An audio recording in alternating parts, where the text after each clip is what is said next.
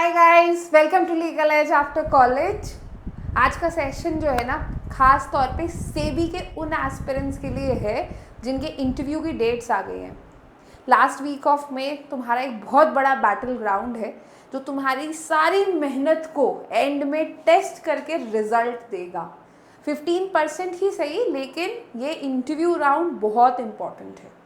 I hope आप सभी ने ऑलरेडी इसकी प्रिपरेशन शुरू कर दी होगी, और अगर तुम लोगों ने प्रिपरेशन नहीं शुरू की है तो प्रिपरेशन प्लीज़ शुरू कर दो, क्योंकि मुश्किल से तुम्हारे पास 25 दिन है प्रिपेयर करने के लिए, और 25 दिन अगर ओवरऑल प्रिपरेशन के हिसाब से देखोगे ना तो काफ़ी ज़्यादा कम है। और अगर मॉक इंटरव्यूज़ नहीं दिए हैं तो मैं बता दूं, मॉक इंटरव्यूज़ देना बहुत ज़रूरी है। अगर देना है तो कहाँ देना है वो मैं सेशन के एंड में बताऊंगी। पूरा सेशन बहुत ध्यान से देखना। आज का ये पूरा सेशन ना एक बहुत पर्सनल एक्सपीरियंस से आ रहा है। ये बहुत सारे ऐसे क्वेश्चंस थे जो मैंने फेस किए थे मेरे इंटरव्यू के टाइम पे, और बहुत चैलेंजिंग भी था। तो अगर उनसे आपकी कोई लर्निंग हो सके, शायद आप और एक बेटर तरीके से प्रिपेयर कर सको, तो आओ स्टार्ट करते हैं कि किस तरह के क्वेश्चंस यहाँ पे सेबी का पैनल आपसे पूछने वाला है, किस तरीके से इन्हें आंसर करना चाहिए, क्या एक्सपेक्ट करना चाहिए आपने इंटरव्यू राउंड में, और आप किस तरीके से और बेहतर प्रिपेयर कर सकते हो। तो आज हम एक टॉप 20 क्वेश्चंस यहाँ पे डिस्कस करेंगे, लेकिन टॉप 20 क्वेश्चंस में से सबसे पहला इंपॉर्टेंट होता है आंसर देने का तरीका, यानी कि आपके आंसर का एक फ्रेमवर्क क्या होना चाहिए, राइट। तो एक सही आंसर का फ्रेमवर्क ना 4 इंपॉर्टेंट पॉइंट्स मैटर करता है। अगर बहुत ज़्यादा बहुत लंबा आंसर भी दोगे तो पैनलिस्ट बोर हो जाएंगे, अगर पॉइंट पे आने में बहुत टाइम लगाओगे। तो अगर तुमसे कोई क्वेश्चन पूछा जा रहा है ना, मैं अगर आने वाले क्वेश्चंस में तुम्हें बताऊंगी किस तरीके से आंसर देना है। ये एक परफेक्ट आंसर का स्ट्रक्चर होता है। बहुत ही डायरेक्ट दो वो आंसर, पर वो डायरेक्ट आंसर देके फिर चुप नहीं होना है, उसके बाद उसका एक एक्सप्लेनेशन देना है, but in short. Attach it with example and then related with SEBI. Ultimately तुम्हारे आंसर सेबी से रिलेट होने चाहिए, ताकि उन्हें समझ आए कि that you are only aspiring for this exam, this is your passion, this is something which you want to do. So directly answer the question, round and round नहीं घूमना है। आंसर करो, एक्सप्लेनेशन दो, एग्जाम्पल दो, और उसे सेबी से relate करो। सो ये किसी भी परफेक्ट एग्जाम्पल का दोस्तों स्ट्रक्चर होता है। अब यहाँ पे किस तरीके के क्वेश्चन पूछते जा जाते हैं, तो ये तो वो पहला क्वेश्चन है जिसका आंसर हम सभी को पता है, क्या? Tell me something about yourself, right. ये पहला क्वेश्चन दिया जाता है। अब इस क्वेश्चन में ज़्यादातर बच्चे गलती पता है क्या करते हैं, ये हम सबको पता है, तो हम घर से इसका एक परफेक्ट आंसर रट के आते हैं, और जब हम रट के आते हैं ना तो हम रटा रटाया आंसर दे देते हैं, और हम पॉज लेना भूल जाते हैं। हम अपनी नेचुरल सेल्फ में वो आंसर नहीं देते। तो प्रिपेयर करके जाओ, लेकिन बिल्कुल नेचुरल फ्लो में आंसर देना, एकदम रटा हुआ आंसर नहीं दे देना। एंड व्हेन जब आपसे पूछा जाता है tell me something about yourself, always start with the background, your education. पर इसका मतलब ये नहीं 10th के परसेंटेज भी बताओ, 12th के परसेंटेज भी बताओ, ग्रेजुएशन के परसेंटेज भी बताओ, नहीं। किस सिटी से आपने अपनी स्कूलिंग की है, कहाँ से आपने अपनी ग्रेजुएशन की है, मास्टर्स किया है तो कहाँ से आपने अपना मास्टर्स किया है, मास्टर्स के स्पेशलाइजेशन में किया है। और एक बात बता दूं, अगर स्पेशलाइजेशन मेंशन करोगे ना तो उससे क्वेश्चंस पूछे जाते हैं। इंटर्नशिप्स की है तो इंटर्नशिप्स बता सकते हो, लेकिन अपने इंटर्नशिप्स में याद रखना क्वेश्चन पूछे जाएंगे। मैंने बताया था मैंने डीआरटी के मैटर्स में इंटर्नशिप की है, तो मेरे अगले चारों सवाल डीआरटी के ऊपर ही थे, सरफेसी के ऊपर ही थे। तो आपके ज़्यादातर क्वेश्चंस वहीं से निकल कर आते हैं जो इन्फॉर्मेशन आप उन्हें देते हो। तो इन्फॉर्मेशन दो, पर वो इन्फॉर्मेशन दो जिससे जो क्वेश्चन बन के आएगा उसका आंसर तुम जानते हो। तो इन्फॉर्मेशन सिलेक्टिव हो, ये बहुत ज़्यादा ज़रूरी है। Always start with your background as if your education. आपकी की स्किल्स क्या है वो आपको यहाँ पे बतानी पड़ेगी। कोई रेलेवेंट अगर एक्सपीरियंस है आपके पास तो एक्सपीरियंस मेंशन करिए, and why this is related to SEBI और this is helpful for a SEBI. तो एक सैम्पल आंसर मैंने आपके लिए प्रिपेयर किया है। I am a law graduate with strong interest in financial regulation. During my internships, I worked on security laws, which developed my inclination towards regulatory roles like SEBI. तो यहाँ मैंने अपनी education का बैकग्राउंड दिया, अपनी skills भी बताई, अपना एक्सपीरियंस भी बताया, और साथ ही साथ ये भी बता दिया कि ये सेबी के लिए कितना रिलेटेड है। That is a perfect answer. दूसरी चीज़ आपसे पूछी जा सकती है कि भाई सेबी ही क्यों, why do you want to join SEBI. तो पैनल ना आपसे क्लैरिटी एक्सपेक्ट करता है कि आपने कितने क्लियर हो इस चीज़ में कि आप सेबी पे काम करना चाहते हो, आपका पर्पस क्या है, राइट? तो बहुत अच्छा इसका आंसर है that SEBI works for the investor protection. SEBI investor protection के लिए यहाँ पे काम करता है, स्टॉक मार्केट की इंटेग्रिटी बनी रहे इसके लिए काम करता है, जिसका एक लार्जर पब्लिक इम्पैक्ट है, and you want to be a part of this. The correct answer is SEBI allows me to combine law with public interest in financial market. Malpractices हर जगह होती हैं, उन मैल प्रैक्टिसेस को रोक के stock market की integrity SEBI maintain करता है, जो कि एक बहुत लार्जर लेवल पे एक बहुत बड़ा पब्लिक इम्पैक्ट क्रिएट कर रहा है, और उस पब्लिक इम्पैक्ट का तुम भी एक हिस्सा बनना चाहते हो। हर लॉ ग्रेजुएट के लिए पता है सबसे पहले सवाल आता है, कॉर्पोरेट लॉ फर्म क्यों नहीं ज्वाइन किया, why not corporate law firm? और अगर बाय चांस तुमने किसी फर्म में काम किया है और तुम उसे छोड़कर प्रिपरेशन कर रहे थे, तो तुमसे ये सवाल डेफिनेटली पूछा जाएगा। कई सारे जुडिशरी के एस्पिरेंट से भी पूछा जाएगा कि जुडिशरी की प्रिपरेशन छोड़ के सेबी क्यों चूज किया। तो फर्म्स में बहुत सिंपल है, सिंपल आंसर देना कि firms work for the interest of the client, whereas SEBI works for a public interest. तो तुम क्यों सेबी चूज कर रहे हो? I prefer regulatory role over profit driven advisory. तुम एक प्रॉफिट ड्रिवन कल्चर की जगह एक इम्पैक्टफुल कल्चर का पार्ट बनना चाहते हो। तो this is a amazing example. ये क्वेश्चन बहुत कॉमन है। Tell us your two strength and weaknesses, या tell us your strength and weaknesses. अपनी स्ट्रेंथ भी बतानी है, वीकनेस भी बतानी है। तो स्ट्रेंथ बताओ बट हम्बल होकर, वीकनेस बताओ पर वो वीकनेस जो तुम्हारी स्ट्रेंथ है। स्ट्रेंथ बताओ एक एग्जाम्पल के साथ, और वीकनेस बताओ इस आइडियोलॉजी के साथ कि तुम उस पर इंप्रूवमेंट कर रहे हो। The answer is my strength is analytical thinking and my weakness is, for an example, public speaking, but I am trying to improve it. एक बहुत अच्छे बच्चे ने आज एक अपना मॉक इंटरव्यू दिया था और उसने सेम आंसर मुझे दिया कि ma'am my weakness is public speaking, but my father is a government teacher and I try to go to that school and try to do public speaking, so I am working on that. तो this shows कि आपको acceptance है अपनी weaknesses का, but आप उस पर काम करना चाहते हो। आप अपनी वीकनेसेस को सिर्फ वीकनेसेस नहीं रहने देना चाहते हो। कई बार अगर गैप ईयर है, खासतौर से जुडिशरी एस्पिरेंट के लिए, तो आपसे ये पूछ लिया जाएगा कि गैप ईयर जस्टिफाई कीजिए, what did you do in last 2 years, और what exactly was your work in last 2 years। तो इसमें ना झूठ नहीं बोलना है। देखो इंटरव्यू आपकी नॉलेज तो चेक करता ही करता है, बट वो नॉलेज तो आपके फेज 1 और फेज 2 में भी चेक की जा चुकी है। आपसे यहाँ पर आपकी पर्सनालिटी भी चेक की जाती है कि आप कितना ऑनेस्ट हैं, कितना एथिकल है, कितना टीम के साथ यहाँ पर काम कर सकते हैं, कितना अपने काम को लेके ओनरशिप और अकाउंटेबिलिटी रखते हैं। तो this is to test your personality. इस जो जॉब के लिए, इस रोल के लिए आपकी पर्सनालिटी फिट है या नहीं। So your sample answer here should be, it should be very simple. ये बहुत सिंपल होना चाहिए, ऑनेस्ट होना चाहिए। यहाँ पे एक प्रोडक्टिविटी यहाँ से निकल कर आए कि I use this time period to prepare myself for the competitive examinations, and this time period helped me to develop my conceptual clarity in security laws।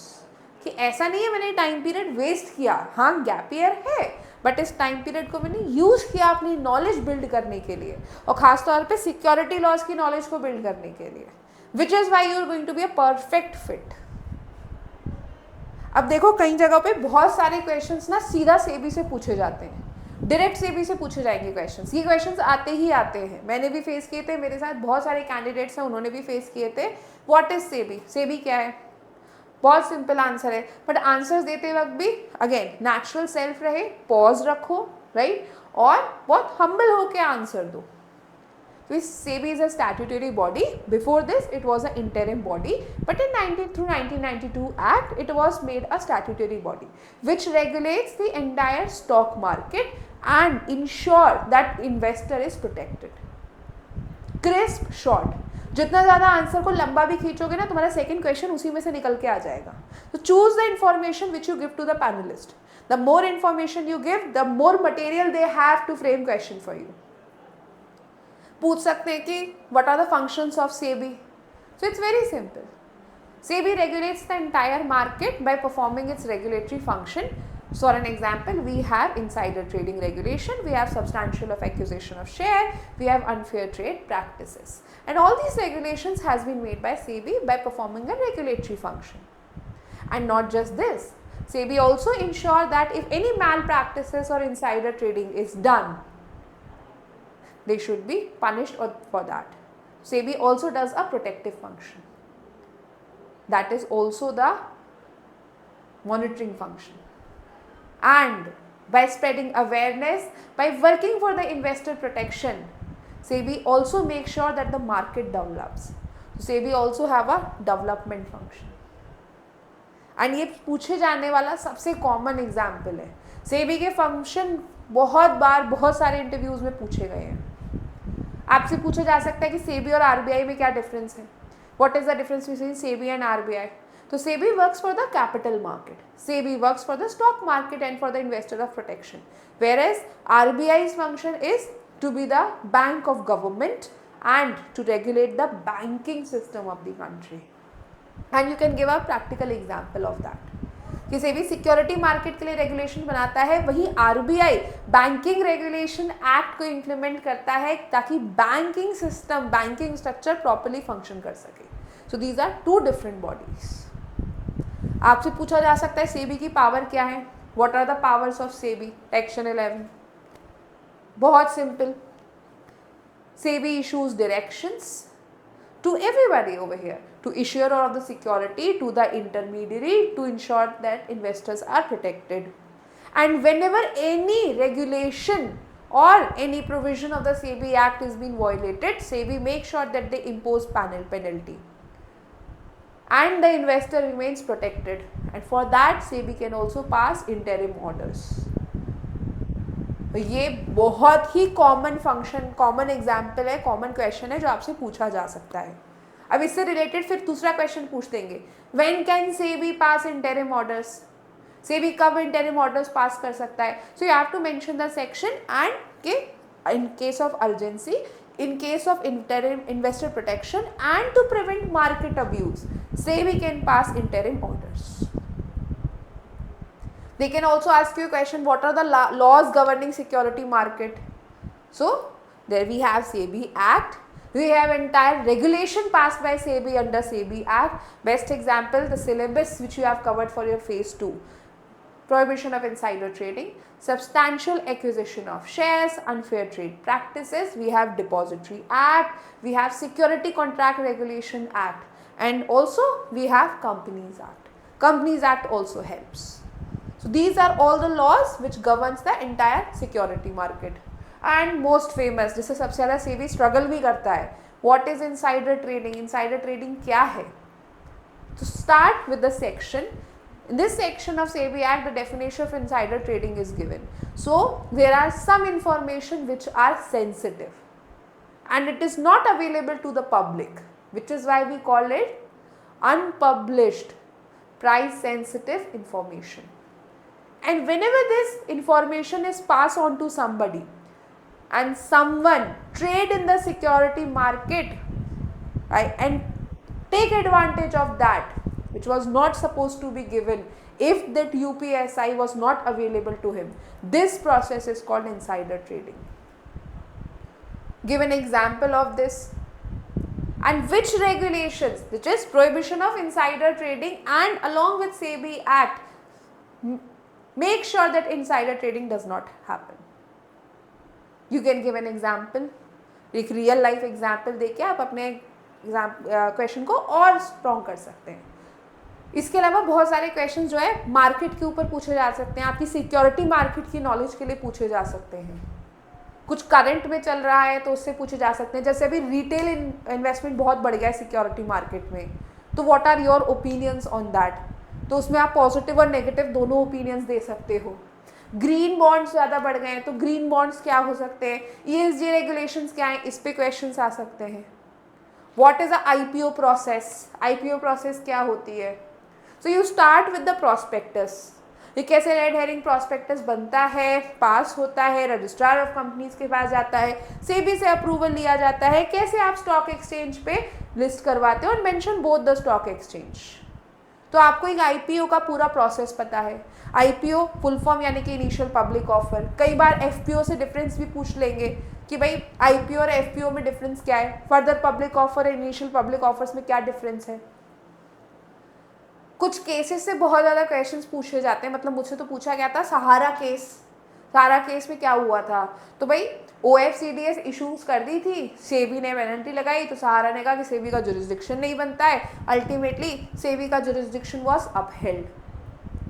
आपसे हो सकता है टाटा वर्सेस मिस्त्री के केस पे भी क्वेश्चन आ जाए कि what happened in this case, तो this case was related to the minority shareholders, जिससे पूरा कॉर्पोरेट गवर्नेंस इफेक्ट हो रहा था, तो और SEBI had the jurisdiction in this case. IPO होता क्या है, तो कोई भी कंपनी जब पहली बार अपना शेयर पब्लिक को इशू करती है, first initial public offer, that is IPO. Stock market का क्या रोल है, तो कैपिटल फॉर्मेशन करना और इकोनॉमिक ग्रोथ लेकर आना स्टॉक मार्केट का रोल है।